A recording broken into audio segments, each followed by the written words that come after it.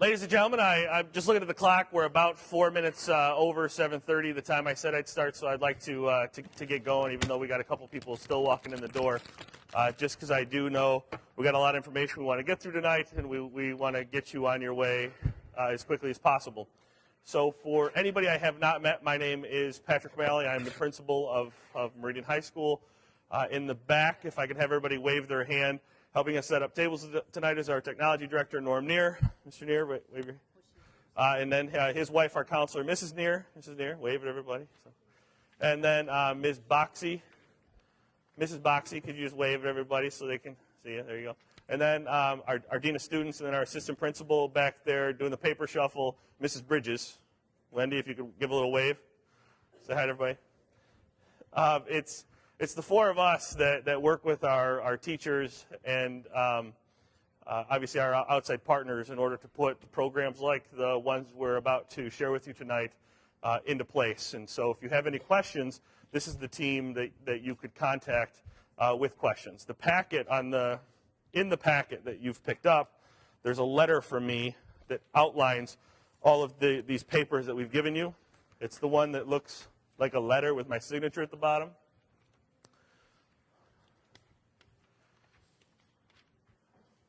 On the back of that sheet, I've listed all of our contact information, just in case, in the event that you don't have our information yet, you know how to reach us. So I'm going to just kind of jump right into this presentation, and throughout, what I'll do is I'll reference that paper stack that we gave you in order to help you better understand what our options are moving forward into the junior year. So 2 years ago, the Board of Education recognized that there's over the last 10 years, there's been a change in the economy, that there's now a greater number of jobs available in the state of Michigan that require higher education. There are fewer jobs that our learners can get with just a high school diploma.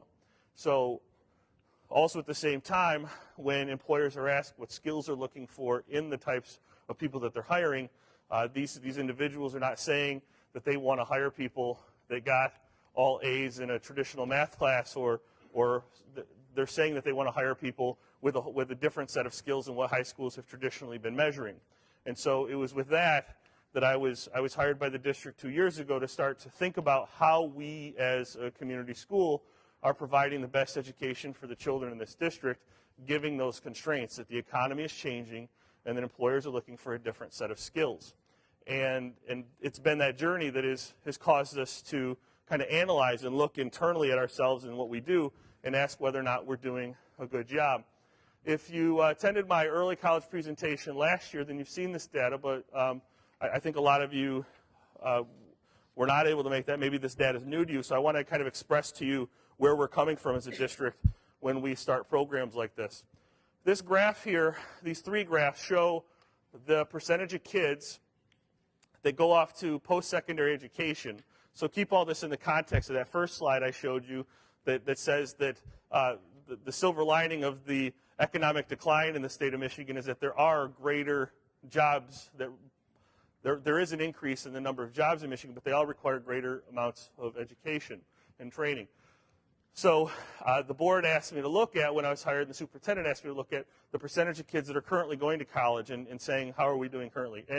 And this graph shows from 2007 and 8 on to 2010, the percentage of kids that go off to pursue post-secondary education. And these three graphs together show that about 75% of the kids that graduate from Meridian High School have historically gone on to post-secondary education or training programs. Actually, this is specifically defined by this graph. It's just community college and four-year college. So it's limited in some way. But when I first saw this data, I was actually encouraged. I thought that's pretty good data. For a rural school to have 75% of their kids go off to college, that's not doing too bad. But it was this data that the state also provides us that made us all question whether or not we're hitting the mark and what we're trying to do as a public school, given that greater education is now needed by our kids in order to be successful in the workplace. This graph shows the percentage of kids that have completed 24 credits or have not yet completed 24 credits. So I've just changed the meaning of some of these colors. You'll see that in 2007 and 8, 27% of the kids that did go off to college were never successful at completing their first 24 credits. Now, the state is defining college success as completing, or I'm sorry, they're measuring first-year college success as the completion of 24 credits. For whatever reason, in 2007 and 8, 27% of kids never went past those first 24 credits. They enrolled, but they just didn't make it. 2008 and 9, 28% didn't complete their first year. And then 2009, 10, more kids went to college. As you can see, fewer kids did not go. But those kids that did go, 35% of those kids were never successful. So as a public school that's here to make sure that all kids are successful, that's always been a vision of every high school in the world probably, is to make sure that the kids are more successful when they leave than when they came in. And given that a greater post-secondary educational outcomes are our desired goal, is it okay that only 44% of our kids are successful at completing their first year of college, let alone going on to finish their degree? College success is now measured on a 4-year scale. When we used to say 4-year universities, success is now measured at those institutions after 6 years. And the 6-year graduation rate for schools like Central Michigan, Western Michigan University, Wayne State University, and Saginaw Valley State University are under 50%. So the 6-year college completion rate of those institutions is under 50%. Fewer than 50% of kids graduate after 6 years of high school. And at the universities such as the University of Michigan, it's about 86%, because they're a rather selective institution, and so it's reasonable that those students graduate at higher numbers. Students that go to Michigan State University are around 72% likely to graduate from college within 6 years. And given the career paths that our kids generally go on, the majority of our kids do go off to community college, as that graph showed, and the success rate that we personally have, which is around 44% for all kids, regardless of their path, the questions we were asking, the questions we continue to ask are, can we do more as a public school in order to address this? And so what I've told the superintendent and the board is that my 10-year goal from 2007, 2010 to 2017, 2020, that's the year after our current sophomores, that is their first year of college and beyond, I want to get this number up to around 80%. And I think that through the programs that we've instituted, that we'll get there.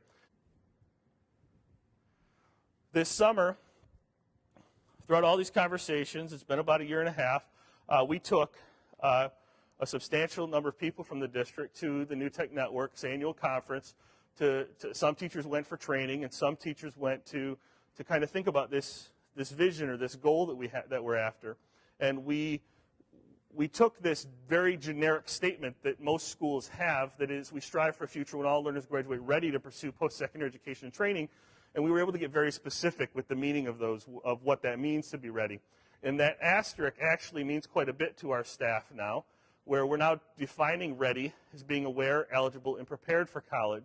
And there's a document in the packet that is called the Early College Credential that I'll talk about a little bit later, that outlines how we credential students to be college ready. And really all that means is how do we define that for all of you? We're trying to get really specific to parents about what our expected outcomes are for your kids based upon the criteria: college awareness, awareness of themselves, programs that are out there, and the systems of college. College eligibility. We want your kids to pass the requisite tests in order to get into college level coursework. And preparedness. The reason why we have your kids in these new tech project-based classes is because we believe, and the data shows around the United States, that project-based courses provide the most self-driven initiative to help kids be successful, so when they get to college level coursework, they don't give up, they push on through. So I want to introduce all of you this concept of Meridian Early College High School. 2 years ago, is that true? No, I lied. A year and a half ago,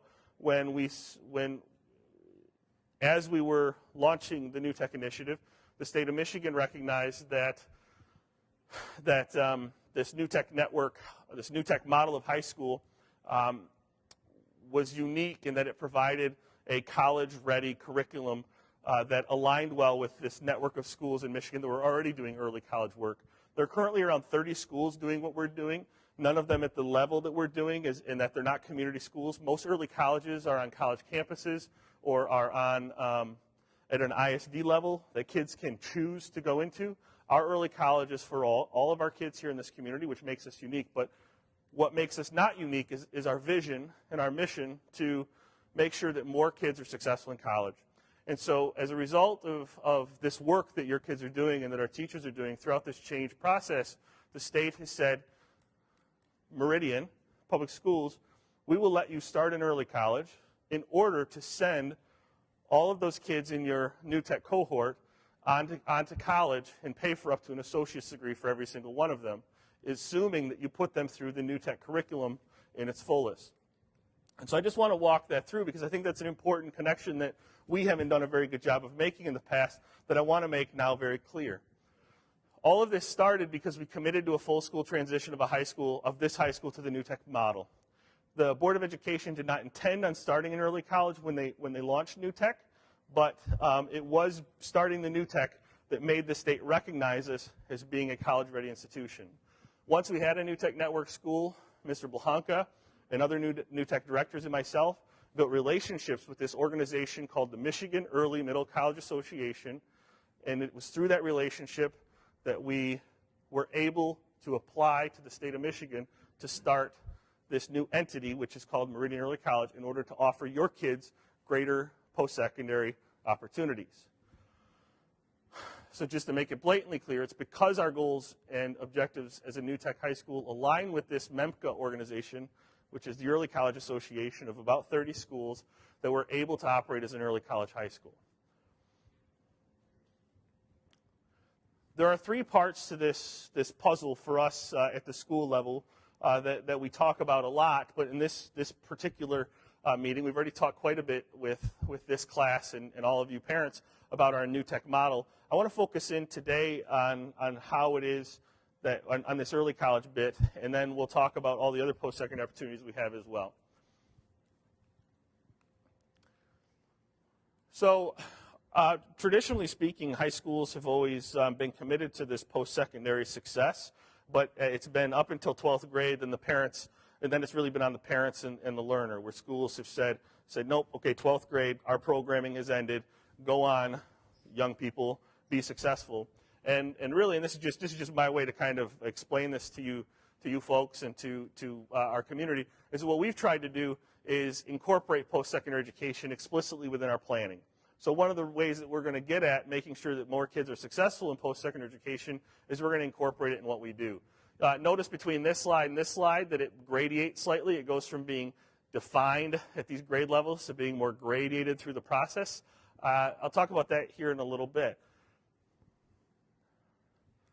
So last year, all of our learners took the ACT Compass assessment. We took a field trip, if you remember, off to Delta College to take the Compass assessment.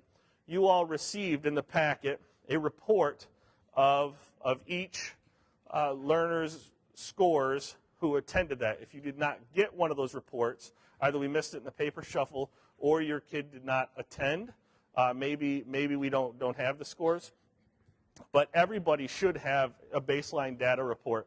Now remember, when you look at those scores, there's one column that has each learner's score, and then there's another column that outlines what the eligibility score is. Remember that we gave that to your kids at the end of their freshman year of high school. It's a college placement exam. It's designed to place kids into college level coursework. If your kids scored low, there's a reason for that. They were 14, right? And so our goal, though, is to use it as our benchmark for conversations with all of you and all of our learners around their college eligibility. This year, we will be giving another round of Compass assessments at the end of 10th grade. Those learners who earn college-ready scores at this year will be able to enroll in college courses, to jump down here on my little diagram, to take these dual enrollment classes next year. So I'll get into the details in a minute, but essentially what we're looking at is offering up to a half-time college credit halftime college at Delta College for any kid that passes the compass at the end of their 10th grade year. Some of our learners pass the compass at the end of 9th grade. They're already eligible. They can go on to take it. Some are not yet eligible. They will be eligible to go take dual enrollment classes. The majority of our learners, however, will not be eligible for college-level coursework at the end of this year. It may take them another year or another 2 years in order to earn eligibility scores. There's nothing wrong with that. Our goal as a school is to provide a curriculum that continuously works with your kids until they're ready, so that our outcome will be college readiness as an explicit goal. When your kid is ready, we'll let them move on. So next year, if your child does not pass the early college, the compass assessment, they can go on to the 11th grade in our normal programming. If they don't pass it there, then go on to the 12th grade in our normal programming. And then every single one of our learners, regardless of whether or not they make it in early or not, will be able to participate in a fifth-year program. Now, that fifth-year program is simply Delta College, that we're paying the bill and providing transportation and books. We have no expectation that any of those kids that participate in the fifth year, come onto our campus, and the eligibility requirements that I mentioned here about passing the compass go out the window. So in the fifth year, all kids will be eligible to go to college.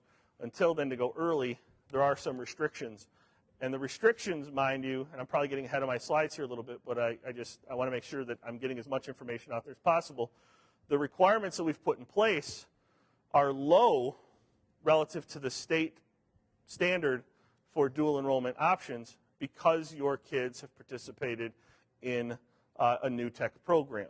So because we're in early college and your kids have participated in the new tech program, we are able to offer college classes at a lower bar than what the state says for dual enrolled classes. At the same time, we need to make sure, and this has been the conversation with all of us for the last 6 months, is the last thing we want is for any of our learners to go off to college and to not be successful there, because that's permanent. That's forever.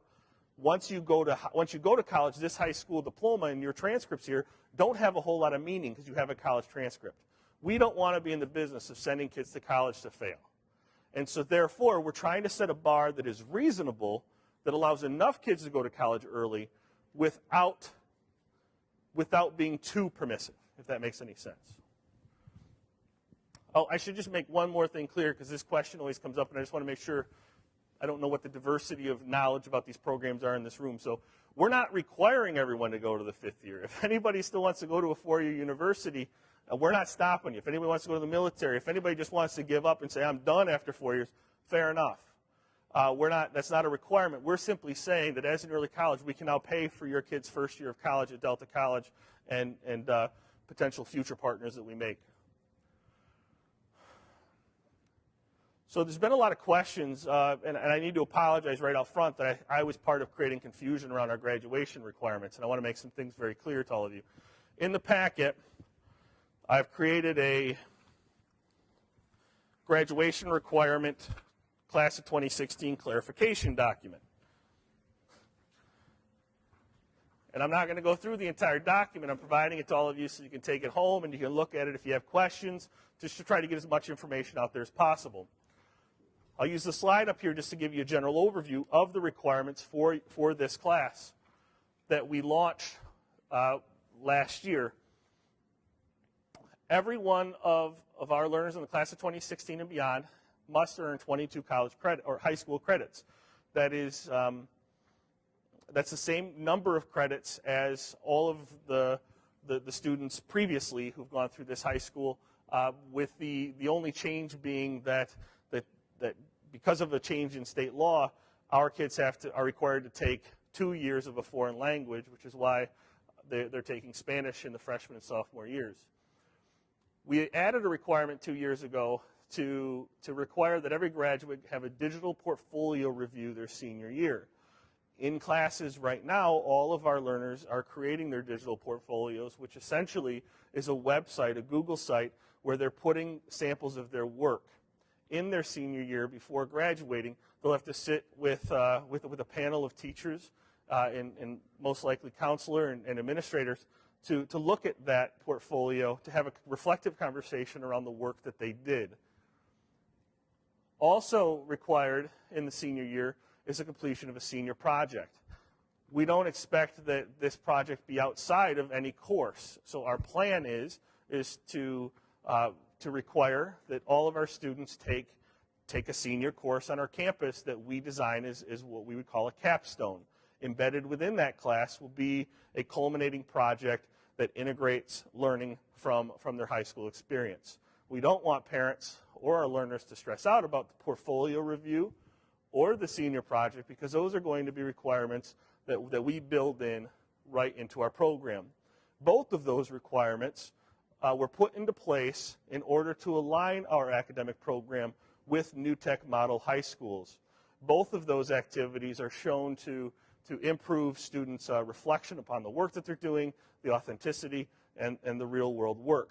If you think about it, that portfolio is an opportunity for your kid to put their best work online so that when they go on to college, and regardless of whether or not they use it or not, it'll be dependent upon their pathway, but they'll at least have some samples of the work that they did in high school to show off potentially to someone, to an employer, or to a college. The biggest graduation requirement that we added was one that we had to add in order to become an early college. And that was the completion of 15 college credits and or technical training courses with a GPA of 2.0 or higher. So I can tell you that Bay Arenac courses, they align with this requirement. Our early college program classes align with this requirement.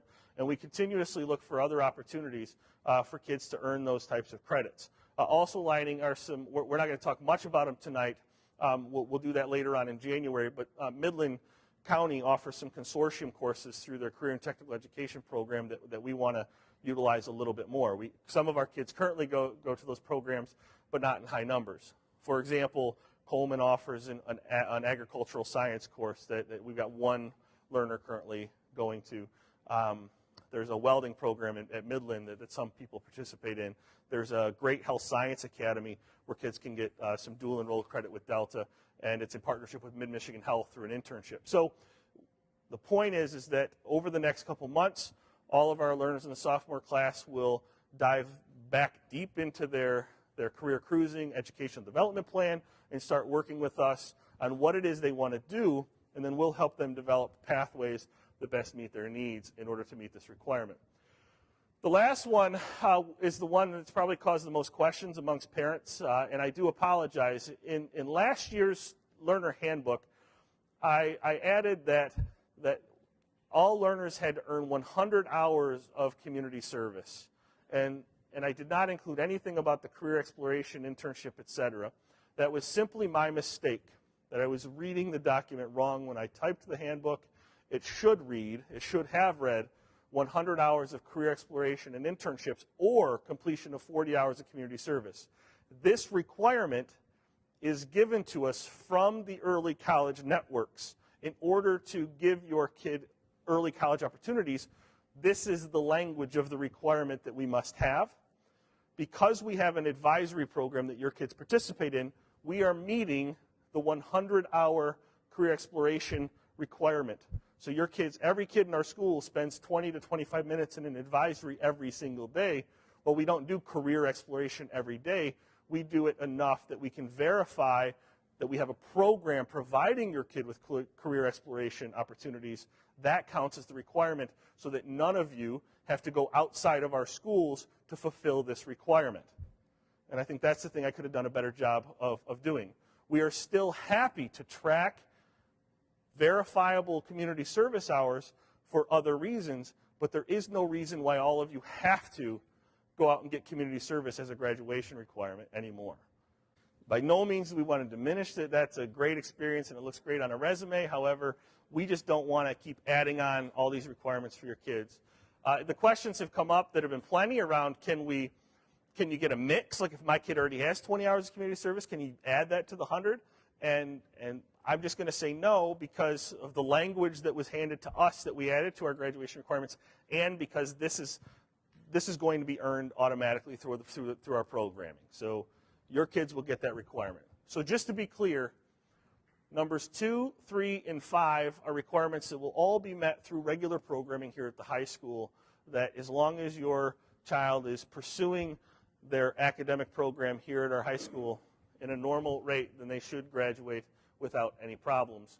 The one hurdle that we do have to get over for every kid is making sure that these 15 college credits in technical training courses or college credits are going to be met. So,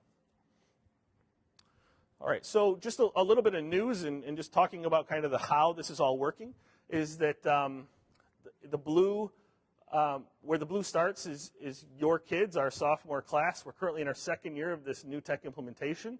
Next year, we've got 46 of our 99 12th graders who have chosen to stick with us for a 13th year. So we have 46 kids, actually even young adults, who have said, Meridian, I will let you pay for my college. And we're excited to have that. One of the things, just to be transparent with all of you, it is them participating in that fifth-year opportunity and us pulling the state funding that allows us to have the additional funding to pay for all of your kids to go to college early as well. So having those kids go to college in the fifth year and getting the revenue for it pays for their college, and there's a little bit left over for us to be able to pay for all of your kids as well. So keeping that program going is very important to this community in order for us to keep the funding going. So just to share with you guys the numbers, we anticipate, just because of what your kids are saying, first of all, about 2/3 of kids traditionally go off to a Delta College or a two-year college, and about 85 of your kids have said, I'll do that. I won't go there. And from our experience with this first group of 46 who have said, we'll do that, I think that some of you whose kids may say, I want to go to a four-year college, some of you parents might say, well, hold up, there's free college if you go to Delta College. I just can't emphasize enough that it's a true college experience.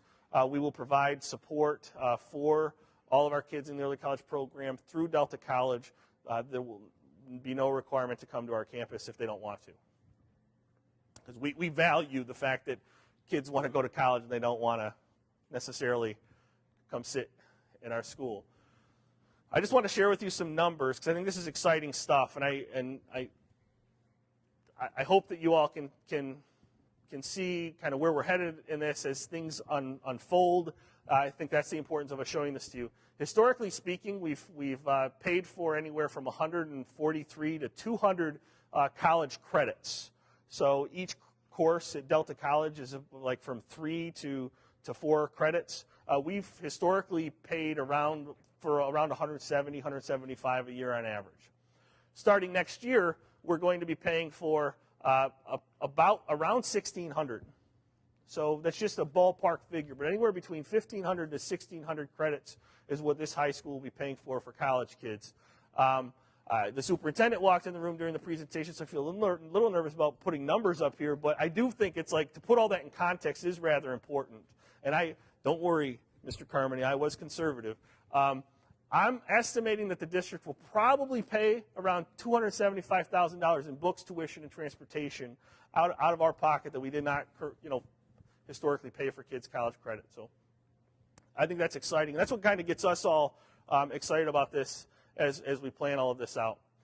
So I want to get into details now. So the reason we came here was to kind of get into the programs, and I thought a lot of this was because it is only December. Included in the document is a timeline. In the papers I shuffled out is a timeline. Some of the items on the timeline are specific. Some of the items on the timeline are more general. But what we wanted to do is give you all a general sense, so you can put this on your fridge when you get home. We want to give you all a general sense about what this entire thing will look like over the next 8 months between now and the start of the next school year. So keep that in your hand for just a second while I go through some options. We are offering 3 options for off-campus enrollment next year. We historically have always offered dual enrollment options, but not at the level that we plan on offering it next year. We have historically always offered Bay Arenac. That's going to pretty much stay stable because that's an agreement we have with Bay Arenac Career Center as an outside member of their organization, that we're going to get just as many slots as we always had, and we're going to fill them because that's a great opportunity for our kids. We've also always been a member of the Midland, as a Midland County school, we have access to some career and technical education consortium courses that historically they're more difficult to schedule, and so we haven't historically sent many kids to it, but we do want to talk to some of our learners about those programs if it fits in their pathway. And participation in any of the above programs starts with a conversation with all of our learners about their desired career pathway. So if you look at this document, the first item on here, I'm on the timeline again.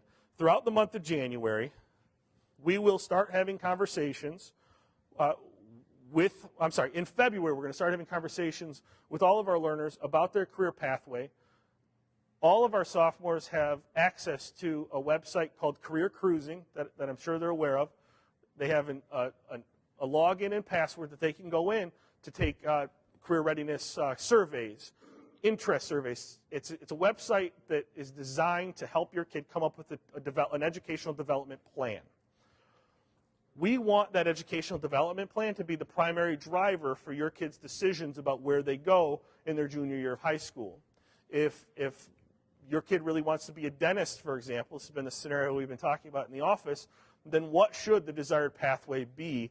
I'll use that kind of as an example as I go through here. So again, in February, we're going to start talking to kids about their education development plan. I encourage parents to work with their children to look at that website at home and to talk about it, because it's full of different options and inventories to help kids make decisions about what they want to do. So just some general details about Bay Arenac. Bay Arenac offers a variety of programs, and there's a sheet in the packet that's a nice colored packet that shows all of the options at Bay Arenac Career Center. It also shows, I missed a piece of paper. Nope, there it is. It's the colorful one there. This document also lists the math and English credits, as well as other graduation requirements that can be fulfilled by taking the program. Bay Arenac is a half-day program. Our kids leave on a bus from here at 7 in the morning to take classes at Bay Arenac from around 8 o'clock to 10:30 in the morning, and then they come on back to make it back for the last 3 hours of the day. This is eligible to learners who are not behind in credits. If anyone is behind in credits to graduate, and the Bay Arenac courses won't allow them to graduate on time, then obviously we can't let them leave campus. It is limited in space for popular programs. So because we are a consortium member of Bay Arenac and we don't live in Bay County where they are, we cannot offer your kids unlimited opportunities to participate in their programs. So some programs do get competitive.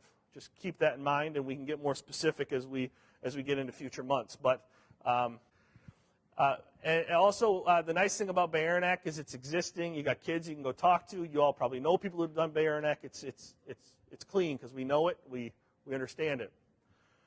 The option that has been around, but we are expanding, is this dual enrollment option, which is really part of our early college program. We want to send as many kids that are ready off to Delta College to take college courses with college kids. So to participate in this, though, learners must be credentialed. And over the next few slides, I'll go over that credentialing system, what we've come up with, and give you guys an opportunity to ask questions.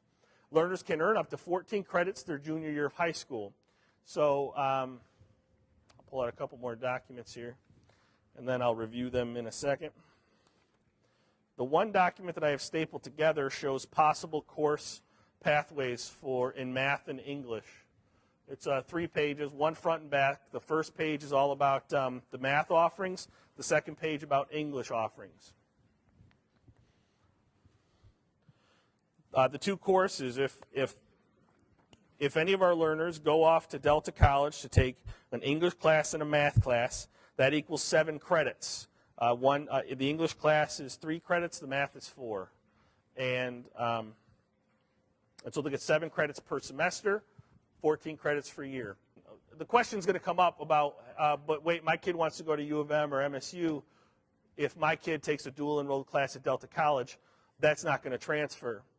So I want to share with all of you that in June, the state appropriation bill for colleges and universities had a stipulation in it requiring that any university receiving state funding, they must accept dual enrolled credit as full credit. And we've heard verification.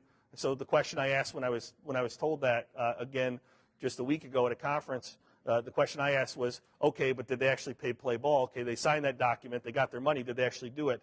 And I've heard verification from the University of Michigan that yes, students are currently transferring in with full credits in the University of Michigan with their transfer credits for dual enrolled courses.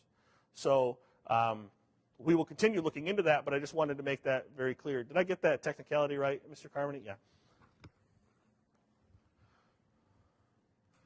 So let's go through, and I'm sorry I'm jumping around. I know I got documents here. So let's go to the College Ready Credential sheet. This is what I'm going to go through here with slides. So I made the point a second ago that before any learner can go to college to take college-level coursework, we want to make sure they're ready. To signify when they're ready, we've created what we're calling a credential. Before we let any kid take college-ready coursework, they must be credentialed. That's the language we're using around this. Remember the fourth or fifth slide in, I said that ready for us is defined as being aware, eligible, and prepared. We've created a credential that measures in a very straightforward way for all of you this first year what aware, eligible, and prepared will look like. So I'm going to go through the table here. I'm going to be on the row of criteria necessary to earn the credential up here in the slides. To demonstrate that, for a learner to demonstrate that they are aware, they must have an educational development plan on file in Career Cruising that has been updated within the past semester. So a second ago I mentioned Career Cruising, said parents, I encourage you to go online with your kids to update that. We'll be providing time during advisory to do it, but with 20 minutes a day, our learners have told us it can be somewhat daunting. So bottom line is we're going to make sure that kids have time to do it here in school, but it's just a good reflective activity to spend some time with it, and they have access to it on the internet at all times. So digging into that is going to be a requirement. Also, they must have participated in a minimum of 1 year of advisory with a 2.0 or higher. So our advisory program is the program where we are rolling out a lot of this college readiness curriculum, where we're talking about, hey, this is what colleges look like. Hey, this is what we're currently doing, what's called habitudes, some leadership training work. We're having kids set goals, which we think is an important soft skill to be prepared. We're also having them do this career cruising work, which is all about the self-awareness. So participation in advisory is the way in, one of the ways in to receive this credential. If someone has transferred into our district late, they can waive this requirement by participating in a college readiness book study. So if any of you know any of our current seniors who are doing the early college work next year, they're doing a book study with Ms. Boxey and Mr. Blahanka in order to earn this credential. The big one without an alternative is that we can't send any kid to college to take college level coursework without passing the Compass assessment or the ACT at a level that will allow them to be successful in college coursework. So in order to take college level classes, and this is where you guys can reference your kids' score reports, which is also in the packet, show you where your kid is in relation to this now. Because none of our students have yet taken the ACT, that happens in the middle of the junior year or towards the end of the junior year, we're using the Compass assessment, which is another ACT product that Delta provides for us for free, as our benchmark. In order to take college level coursework, a learner must get a 41 in math, an 81 in reading, and a 70 in writing. The third part of this is the preparedness. So aware, eligible, and prepared. We believe that our new tech curriculum, and obviously the state believes in it, as well as this MEMC organization who certified our college-ready curriculum, our new tech program, as being a path of preparedness for our kids. So therefore, you prove yourself prepared after participation in our new tech courses with a 2.5 or higher. Because this shows competency in the school-wide learning outcomes, because we're measuring things like communication, agency, collaboration, so on, anyone with a 2.5 or higher is prepared to take these college level courseworks. And obviously, we must have parent signature of maturity before we let anyone go. If a learner meets the state qualifying scores for dual enrollment, we will waive the 2.5 requirement. So let's say that a learner does not have a 2.5 currently in school, but they score a 52 on the math assessment instead of a 41, that is the state dual enrollment requirement for taking the class, then we'll let them go on to take dual enrolled math classes. Because they've met a higher level of eligibility, the GPA will be waived.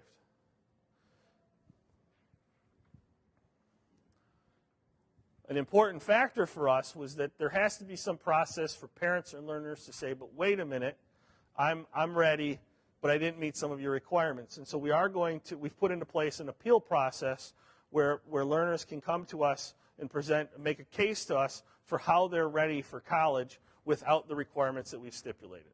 So a good example of that would be somebody who transfers into the district late, someone who does not meet all of our requirements. We want to make sure that there's an alternative pathway to credentialing that will include review of the appeal, a conference with this, a conference regarding that appeal. So before I go on to details about the early college program, are there any questions about that credential? We knew that somebody would ask, what if my kid only passes the English portion and they don't pass the math? We're going to give priority to kids that pass both sections. We believe that the reason why so few kids passed the Compass assessment last year at the end of their freshman year was because, remember, the Compass is an assessment of college-level math. It's not, and at the end of freshman year of high school, it's illogical to think that more kids would pass a math assessment. And so we believe that far more kids will pass this year. However, with that said, we don't want to close doors. And so if Ms. Neer probably said this best to me, I'm trying to remember the words that she used, but we have to give priority to kids that pass all three sections. However, it does not mean that we will not consider sending someone to Delta who has not passed the math portion. It's a very unclean answer, but at this point we want to let parents know that we are looking to send as many kids to college as possible, but programming this is very challenging for us. To send somebody off campus requires that we've got holes to fill all over the board to make sure that your kids graduate on time. They have to have this civics class, this econ class, this math class, this English class. And in our minds, we're trying to program it as cleanly as possible because this is pretty messy for our office to figure out. But that's as clean an answer as I can give you at this time. Yes. There you go. If there's a way to make it happen, we'll try. Yeah.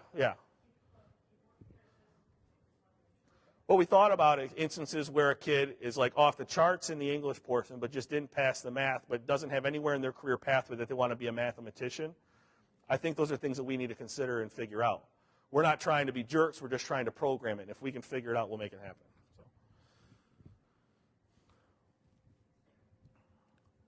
So these documents that I've shared with you are kind of like the what will it look like if my kid loves mathematics and wants to pursue a math program in your school? So this is going to include all of the math science pathway kids that want to go into engineering or even some medical sciences are going to require greater math. This is what a math program might look like. All of our kids in the class of 2016 last year took either algebra or geometry. This year they're in algebra-based physics. If this year a learner scores a 5 on the Compass, they will go and take intermediate algebra, Math 119 at Delta College. That's first semester course. Second semester, they would go on to take plane trigonometry. Now, if your kid is not a math science pathway student, we're not saying that they have to, they may have to take that plane trigonometry in order to fulfill our state requirements. We're looking into that. But just know, Math 119 definitely first semester of the 11th grade year to fulfill our requirements. And then if your student is a math science pathway student, they would go on to take pre-calc the first semester of the 12th grade, Calc 1 the second semester of 12th grade. That is the same requirement that has existed or the same level of math that we've been able to get through as a high school within 12 years. Of course, if your kid sticks around through 13th, we can get them through Calc 3 on this pathway. If a learner scores a 6 or above on the Compass assessment, which is not too far off for some kids, they can go on to take college algebra in 11th grade, then still take plain trigonometry that second semester. But by taking college algebra and plain trigonometry, Delta College says that they can skip pre-calc and go straight to calc, because those two courses combined will get them far enough in order to get through that pre-calc, and then make it through Calc 2 by the end of the 12th grade, linear algebra by the end of 13th grade. Now, again, I just say all of this to say that this isn't our requirement. These are the possible pathways that your kid could take.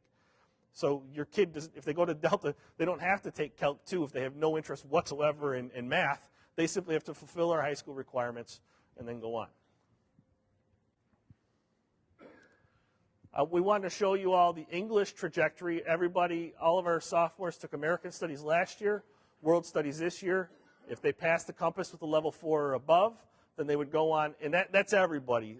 Delta, everybody's got to take this English 111 and 112. That's Delta's college composition courses. Those transfer nearly anywhere, and they're writing courses, college level writing courses.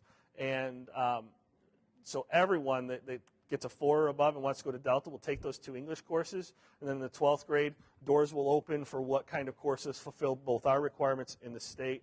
There's nothing in the 13th grade because the state does not require that we have a 13th or a 5th year of English, that your kid could go on and take electives in that 5th year, for example. There's no requirement that they take any more English classes.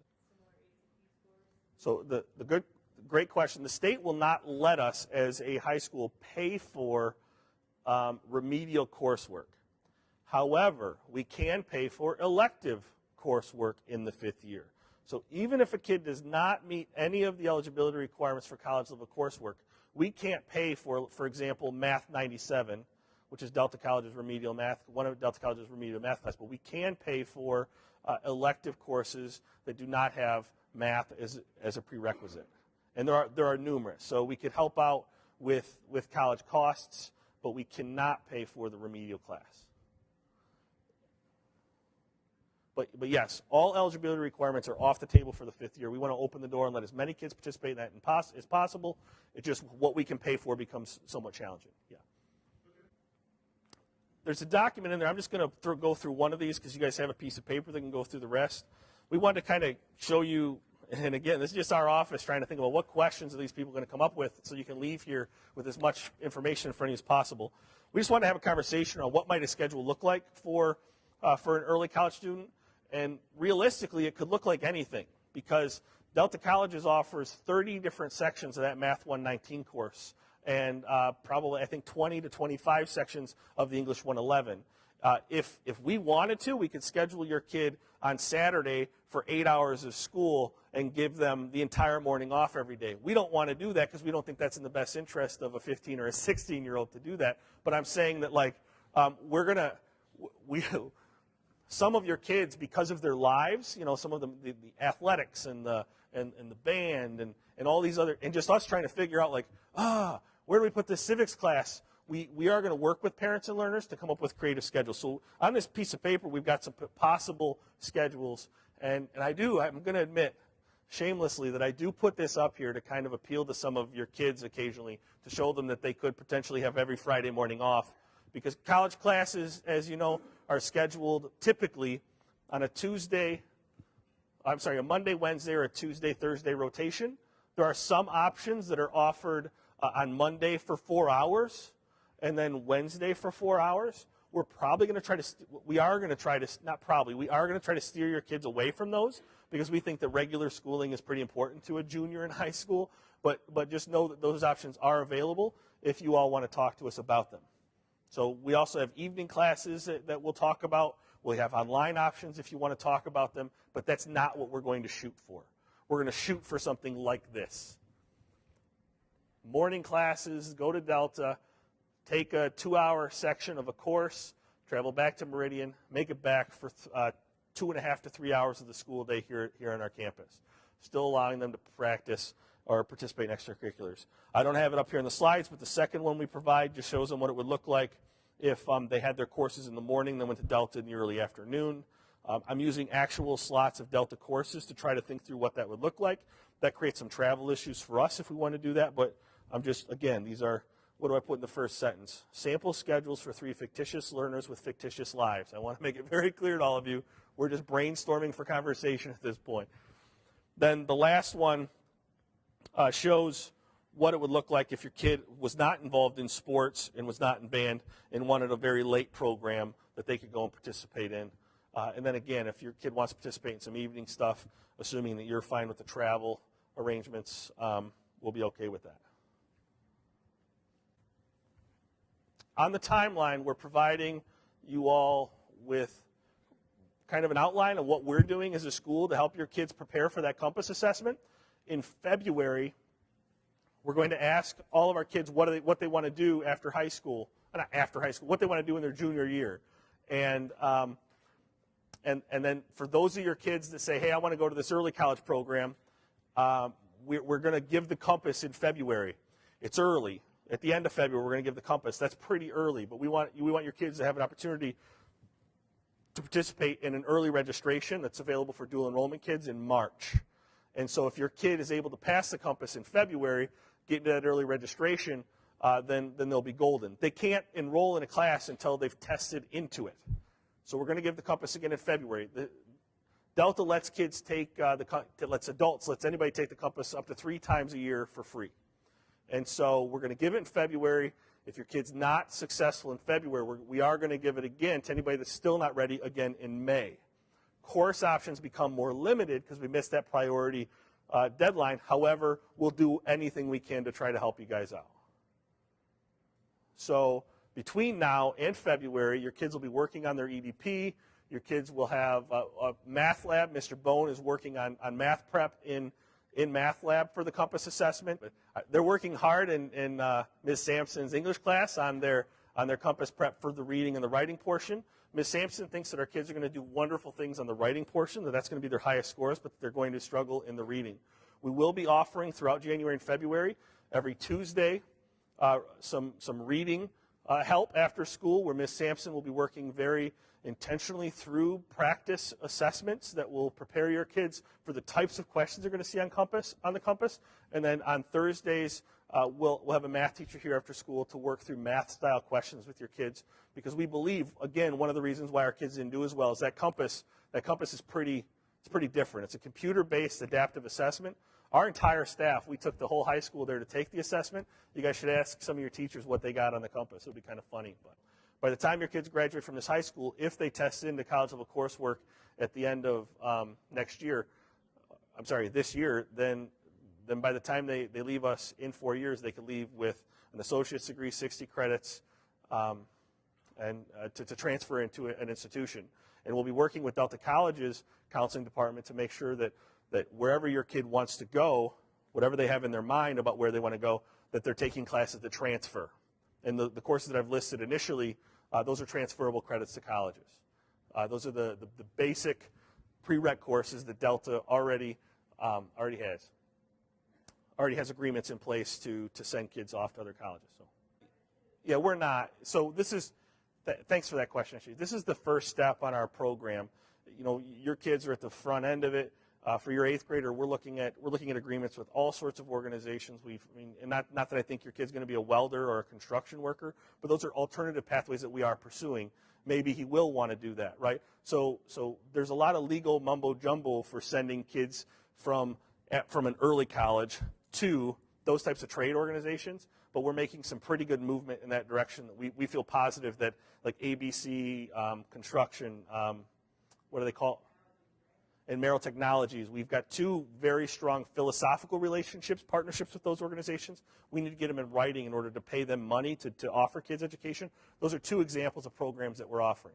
We've also articulated our geodesign class so that every single one of our current freshmen taking geodesign are getting 6 articulated credits as part of our normal program to meet that requirement. So that's one example. And even for your kids, we'll be looking for more articulations like that as we move forward in order to make sure that programmatically we're not leaving kids out of that. You know, technically speaking, you know, what we've done is that, we've created a 5-year program. So the state will not hold us accountable for graduation rates for 5 years. So we are encouraging kids to stay for 5 years. Matter of fact, I think all of you should encourage, because it is the fact that we have kids participating in the 5th year that provides us with enough funding to send all of your kids in the 3rd and the 4th year. If kids stop participating in the 5th year program, money dries up, we can no longer send your kids in the 3rd and the 4th year. I think it's a very important message to send all of you, because if that were to happen, which I don't know why it would, just because of the way the market works and the way the cost of education, it looks appealing so far. We've got really good numbers so far. Yeah.